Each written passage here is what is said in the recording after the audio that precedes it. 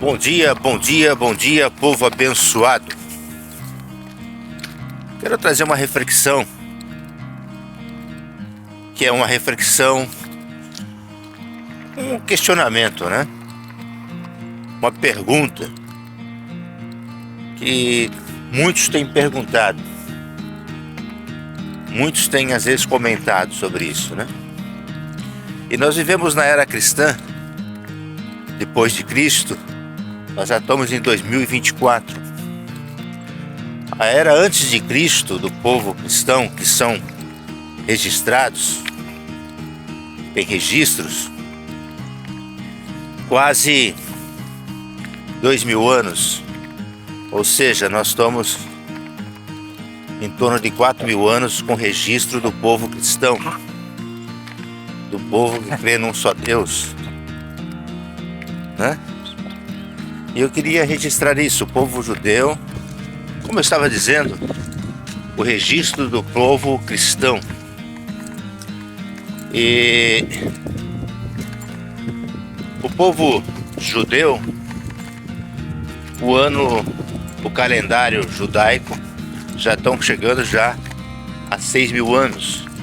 O nosso calendário, depois da cruz, é 2024 anos. E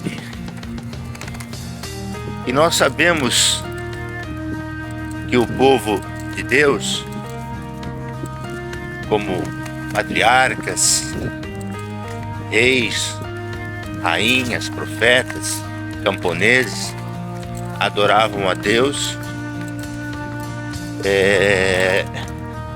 Muitos deles moravam em tendas, né? Ou moravam em exílios, eram escravizados, moravam em exílios, como o povo de Israel ficou 430 anos no Egito, contando um exemplo, e muitos outros povos. Mas além desses povos todos do povo cristão, tem infinitas religiões, né? Dezenas, milhares e milhares de religiões, com um só Deus, com costumes, jeitos, seitas diferentes e maneiras diferentes. Por que que eu estou entrando nesse assunto sobre o povo judeu que o seu calendário vai agora para 6 anos, e sobre o calendário cristão, qual nós comemoramos depois da cruz, depois de Cristo. E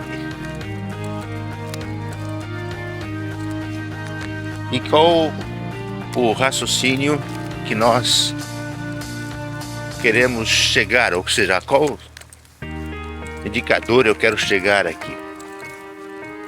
E nós vemos que esse povo viveu escravizado, em tendas, fugitivos, em cadeias.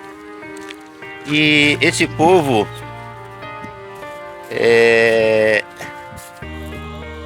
o povo judeu tinha as tendas, e quando ele saiu lá do Egito, eles moravam em tendas.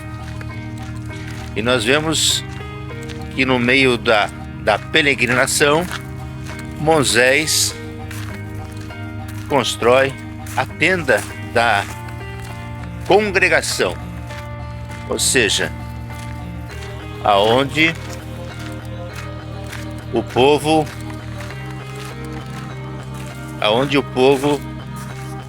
de Deus, ou seja, o povo chamado por Deus, pudesse congregar, que eles pudessem chegar a Deus. E E o povo judeu, crendo em Deus, um povo escolhido por Deus, um povo chamado por Deus, tinha suas sinagogas móveis, né? Em tendas, ficaram escravizados, exilados, e todos nós conhecemos a história. E este povo, muitas das vezes foram impedidos de cultuar a Deus. Inclusive na nossa era hoje, época hoje, é difícil você encontrar, né, uma sinagoga assim tão fácil, né? Sinagogas em alguns centros, né, é muito difícil, mas todo judeu tem a sua sinagoga, tem Israel, tem o seu lugar de adorar a Deus, né? E era difícil também de cultuar a Deus, né? O Deus de Abraão, o Deus de Jacó, né? O Deus de Isaac lá, Deus de José. Era difícil eles buscar a Deus, porque eles viviam perseguidos, eram perseguidos. E hoje nós temos assim o povo cristão, o povo católico, né? O povo pentecostal, o povo de outras religiões, né? O cristianismo em geral, outras denominações, né? Tanto do lado africano, religiões africanas, né? No Brasil tem muitas. Eles têm o seu templo, ou seja, os seus lugares de adoração, os seus lugares de buscar a Deus, como o cristão, né? O crente também tem os seus lugares de chegar a Deus, né? E hoje nós temos infinitas, dezenas de milhares de igrejas, denominações, campo, né? Várias linhas religiosas, como existe também no mundo secular várias linhas, né? Que nem o candomblessista, tem o mesa branca, tem outras, né, religiões, tem o kardecista, tem os umbandistas. São todas religiões que creem em Deus e com finalidades diferentes, mas tem hoje, principalmente muito discriminadas, são as religiões africanas, né? Mas aí tem o seu direito, tem a sua, na Constituição, tem o seu direito de ter o seu culto e prestar o seu culto religioso naquilo que acreditam, naquele que buscam e acreditam num Criador, né? Hoje nós temos infinitas religiões, linhas para adorar ao Senhor.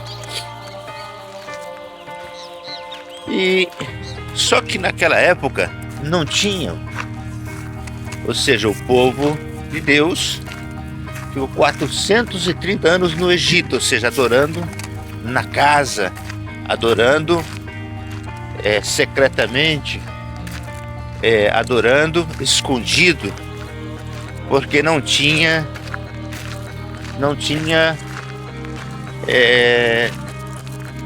eles não tinham o direito de adorar. Agora existia, que são milenares, muitos templos cristão e pagão, né? Para vocês entenderem, naquela época já existia, na época de Jesus, os profetas, já existia Buda. E agora existia muitos templos pagão, muitos templos no Egito, templos que eram pagãos e que as pessoas às vezes era obrigado a adorar. A maré tá cheia hoje, a maré tá subindo, tá vendo? A gente vê por aqui, a maré tá subindo. E esses templos eram o único lugar que tinha para as pessoas adorar. Na época da perseguição do povo de Israel, o povo tinha que adorar escondido, né? Não tinha o seu lugar fixo de adoração. E hoje nós temos, está muito frio aqui. E hoje nós temos esse lugar de adorar.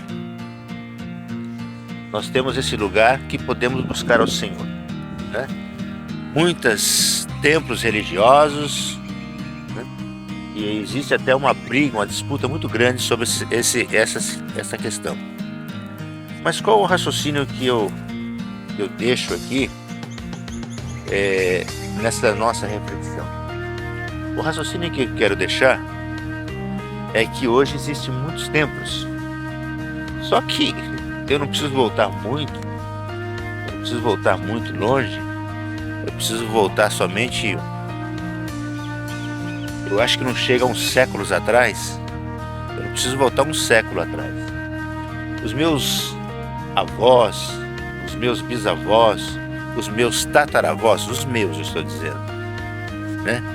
Naquela época não existia templos pentecostais, ou seja, igrejas evangélicas. Existiam alguns templos católicos, mas eram muito distante, muitíssimo distante. Existiam os padres peregrinos que iam naquelas fazendas, sítios, mas era muito distante, muito longe, muito complicado, era cavalo, era muito difícil. E as igrejas foram chegando, né? Eu estou aqui no estado que tem igrejas lá de São Pedro de Alcântara, igrejas de acho que de 1700 e alguma coisa.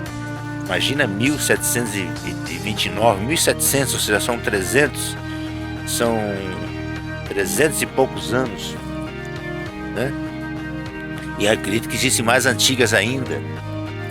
Então esse pessoal não tinha um lugar, uma igreja para congregar. As pessoas do interior, do sítio, aquela situação toda, não tinham lugar para congregar. E eles adoravam o Deus do céu, né? O Deus desse céu aqui. Eles adoravam o Deus do céu. Eles, na labuta, na sua terrinha, na sua fazenda, no meio da família, eles adoravam, eles buscavam, né? E eles... Vamos embora para casa? Vamos para casa? Vamos para casa. Eles adoravam um Deus, ou seja, um Deus bem distante. A Bíblia praticamente está na mão do povo. Realmente eu estou falando do Brasil. A Bíblia teve essa repercussão na mão do povo menos de um século, ou seja, que as pessoas têm condições de ter a Bíblia. Há umas 6 décadas, 7 décadas atrás, só existia a Bíblia num lugar, só no altar, né? Hoje não, nós temos a Bíblia, nós compramos Bíblia em livraria, até na banca de jornal, nós conseguimos comprar a Bíblia, né? Mas era algo que antigamente era muito difícil de encontrar. E essa reflexão veio na minha mente praticamente na sexta-feira, sábado, e ficou bailando na minha mente. E a maneira que eu tenho, a oportunidade que eu tenho, mesmo com o Dester aqui, voltando para casa, de falar, né? De relatar. Então, como tantos outros, né, eu não sou isento de erros e de defeitos. Mas a Bíblia hoje é fácil, né, de ter um acesso. Hoje a Bíblia tem lugares que as pessoas falam em países comunistas. Hoje a Bíblia circula normalmente. Tem algumas partes que são, né, a chamada de seitas, etc, etc. Mas hoje a Bíblia é fácil acesso. Só que há 10 décadas atrás, a maioria do povo camponês, do povo simples, não tinha nem acesso à leitura, muito menos acesso à Bíblia, né? Hoje nós temos acesso no meu celular e todo mundo tem. E eles não tinham igrejas para ir. Não tinham igrejas para cultuar. Ou às vezes cultuavam escondido porque era proibido de ter, né? Hoje não. Hoje tem as sinagogas para o povo judeu adorar. Tem as igrejas cristãs, a católica, a evangélica, para o povo adorar, né? Então, hoje nós temos esse acesso, né, que é muito importante. Mas antigamente nós não tínhamos. Antigamente os nossos antepassados não tinham. E eles não tinham igreja. E a pergunta que fica, a síntese dessa minha introdução aqui, é referente a uma pergunta que foram feitas, dizendo assim: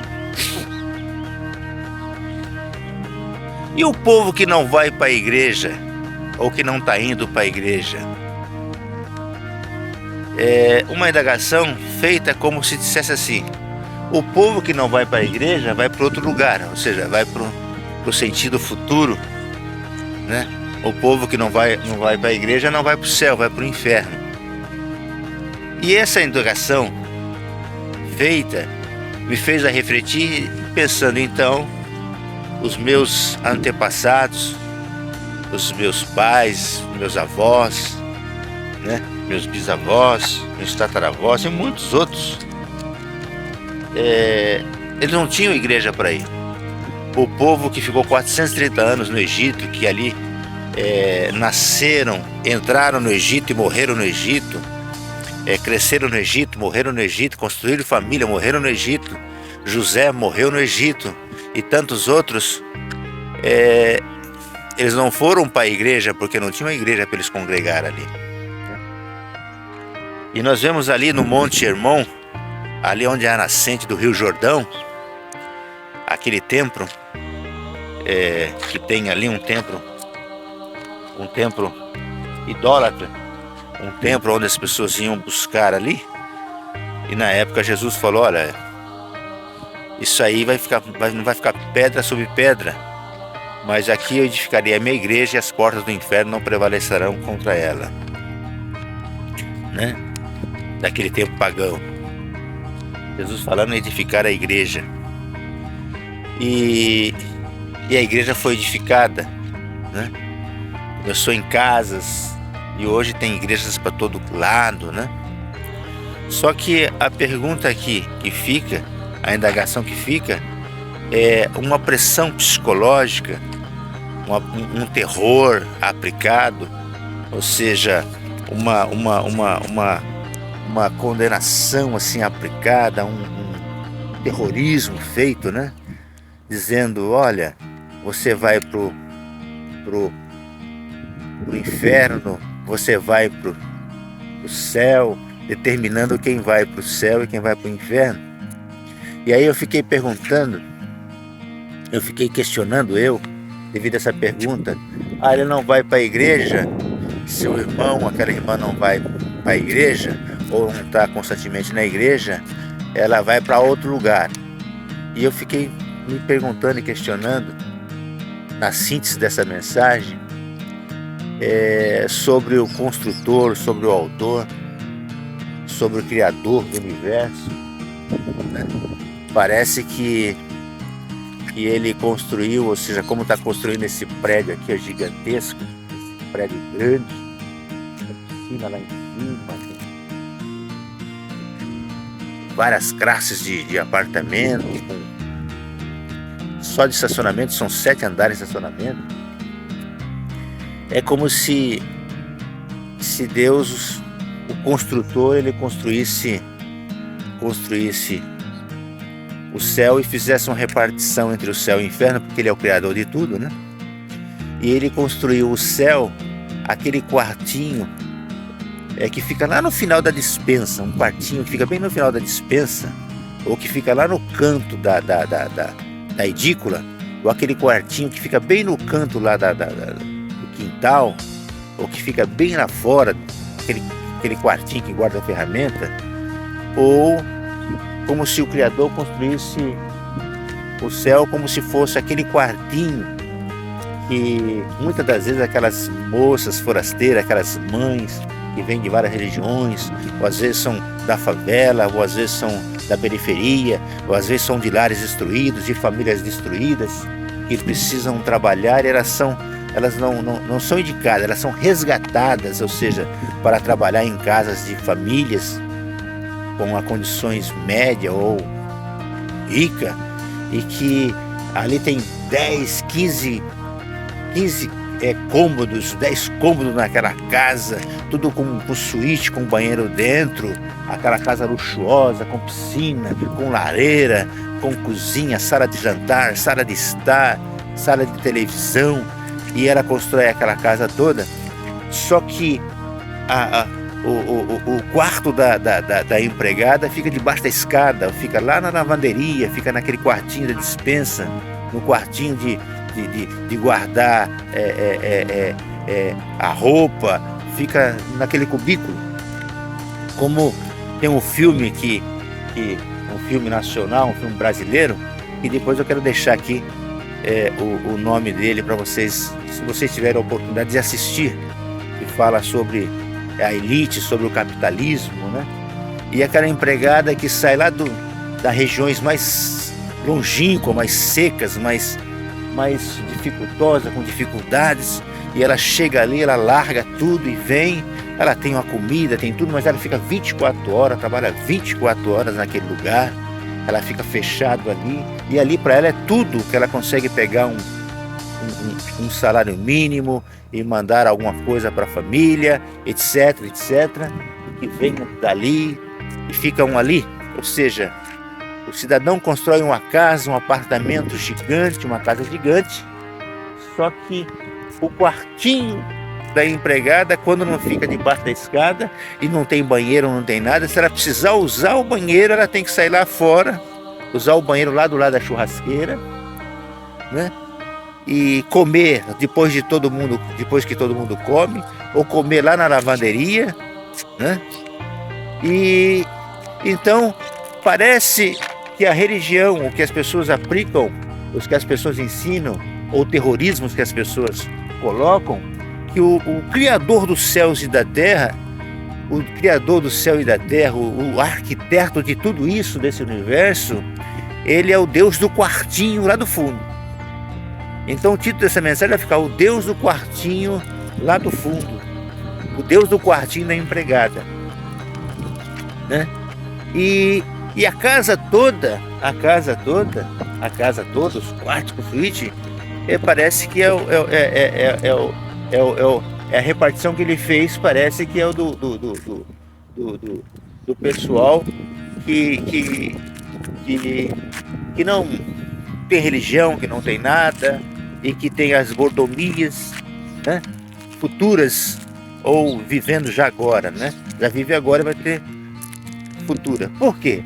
Porque parece que o arquiteto, o Criador do céu e da terra, criou o céu como chamado quartinho do fundo, e criou o inferno como a mansão, campo, né? A fartura para o ficar desabitado, né? Então, nós sabemos que a salvação é individual, que a salvação depende do caminho de Cristo, do sangue do Calvário, né? Mas nós vemos esse Deus que ele cria um quartinho para chamar de céu e cria uma mansão, talvez para chamar de inferno. E aquela pressão, aquela seletividade, aquela seleção, aquele terror, aquela coisa toda, que às vezes as pessoas levam a pessoa ao medo, levam a pessoa ao desespero, leva a pessoa às vezes largar um vício, mas destruir o lar, destruir a família, destruir tudo, dizendo que o céu é só um quartinho lá do fundo que se você não correr, você não vai ter. Ou seja, aquela pressão, né? Aquela pressão colocada. Por que eu estou dizendo isso? Porque há pouco tempo tem uma igreja, né, que pregava essa questão. Uns diziam que no céu tinha um lugar que só tinha cabelo cortado, outro só tinha bigode, outro só tinha não sei o quê. Então, ou seja, o céu parece que era feito só de cabelo, isso, daquilo outro, e o que sobrava era só o quartinho, né? O quartinho lá do fundo. Então, o que é a síntese disso? Se você não for para a igreja, você vai para, né? Ou se você não for para isso, você vai para aquilo, e ficou aquela disputa. E aí hoje nós chegamos à megalomania, chegamos à idolatria, chegamos a homens com patrimônio altíssimos, homens que divergem na política, divergem na sociedade, determina regras, né? E vemos por quê? Porque aquela igreja determinava tantos princípios, tantas situações, tanta pressão, mas eles moravam numa mansão, eles tinham piscina, viajavam, né? Mas os seus membros tinham aquela pressão: você vai para o inferno, aquela religião vai para o inferno, aquela outra vai para o inferno, aquela outra vai para o inferno, aquela outra vai para o inferno, aquela outra vai para o inferno, e para o céu só vai 2 ou 3, ou só a família dele, porque o céu é como se fosse uma coisa muito pequenininha. Eu estou fazendo a simulação do céu como se fosse aquele quartinho. O nosso Deus fosse um Deus de quartinho. O Criador do céu e da terra, o arquiteto, que diz Paulo, construiu somente um quartinho, né? E eles colocam essa pressão porque é como a mansão dos 15 cômodos com suíte, onde tem churrasqueira, tem piscina, e que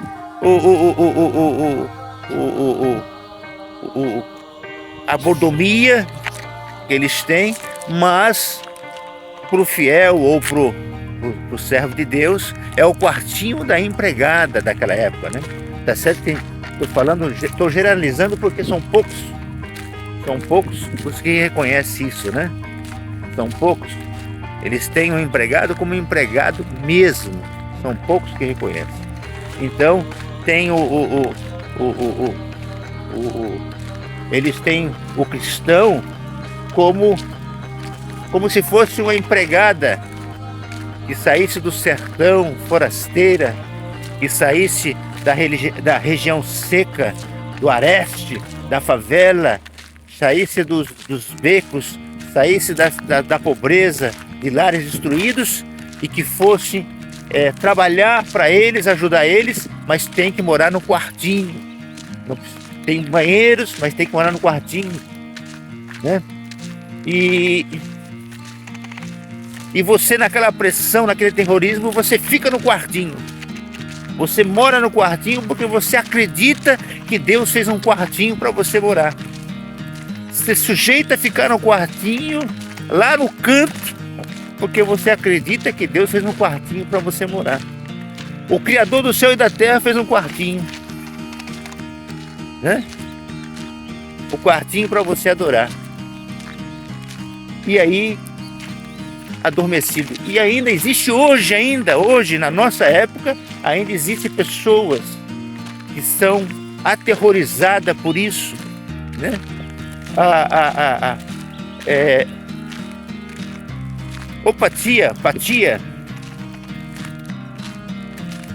Apatia para falar sobre doença. Eles inventaram até para onde você vota, votar em qual candidato você vota, votar o que você veste, votar o que você come e votar o que você precisa, né? E são gigantes. Tem homens que não conseguem, tem homens que conhecem a realidade, tem homens que sabem da realidade. Ele sabe que o nosso Deus não é o Deus de um quartinho. A maré está subindo, eu estou vendo por aqui a água. Ó, subindo aqui, ó, no bueiro, a água está subindo. E eles determinam isso. E aí o nosso Deus é o Deus do quartinho, né? O nosso Deus é o Deus do quartinho, porque eles colocaram na cabeça das pessoas, devido ser a porta estreita, a porta larga, aquela coisa toda, e que você tem que viver debaixo de uma disciplina, de uma situação, esquecendo que o nosso Deus é poderoso, esquecendo que o sangue na cruz do Calvário perdoa pecado, esquecendo que muitos dos nossos pais antepassados não foram para a igreja, porque não tinha igreja, não cultuaram a Deus porque não tinha lugar de culto, não conseguiram louvar porque não tinha lugar para louvar, né? Foram como no Salmo de 137, as harpas estavam penduradas porque não tinha como louvar no dia de dor, né? E aí nós ficamos assim perguntando, e esses homens todos, aonde que eles foram? Aonde que eles vão, né?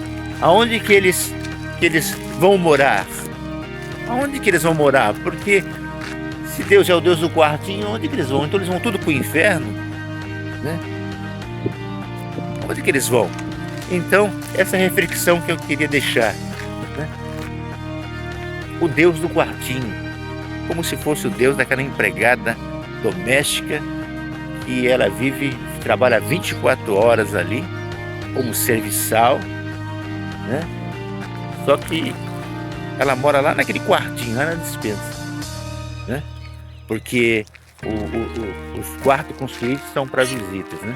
Então eu queria deixar essa reflexão, ou seja, nós estamos na era cristã, muitos templos para adorar, muitas almas para salvar, muitas almas convertidas, mas também muito terrorismo, levando as pessoas a suicidar espiritualmente, né? Eu quero deixar um abraço a vocês, fique com Deus e tenham um bom dia.